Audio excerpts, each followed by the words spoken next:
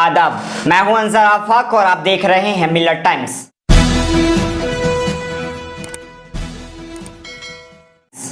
बिहार के पूर्व मुख्यमंत्री और हिंदुस्तानी अवाम मोर्चा के राष्ट्रीय अध्यक्ष जीतन राम मांझी ने किशनगंज विधानसभा उपचुनाव में असदुद्दीन ओवैसी की पार्टी AIMIM की जीत पर उन्हें और उनकी पार्टी को बधाई दी है और इस जीत को NRC के लिए जरूरी बताया है।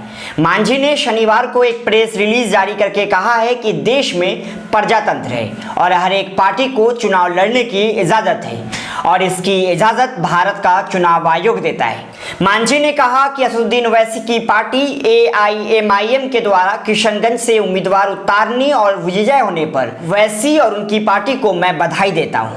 मांझी ने कहा कि ओवैसी के खिलाफ कुछ लोगों की विपरीत प्रतिक्रिया की वो आलोचना करते हैं। पूर्व मुख्यमंत्री जीतन राम मांझी ने कहा कि NRC के नाम पर दलित एवं मुस्लिमों को बाहरी तथा आतंकवादी घोषित करने की कोशिश का सामना करने के लिए ओवैसी की पार्टी की जीत से देश भर में दलित एवं मुस्लिम एकता को प्रोत्साहन मिलेगा। बिहार में पिछले 21 अक्टूबर को संपन्न उपचुनाव में ओवैसी की पार्टी AIMIM के प्रत्याशी कमरुल हुदा किशनगंज से भाजपा प्रत्याशी स्वीटी सी को हराया था।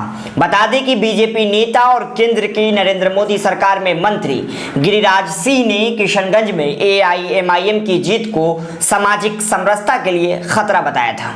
उन्होंने कहा था कि बिहार वासियों को अपनी भविष्य के बारे में सोचना चाहिए। गिरिराज ने अपने ट्वीट में लिखा था कि बिहार के उपचुनाव में सबसे खतरनाक परिणाम किशनगंज से उभर कर आया है।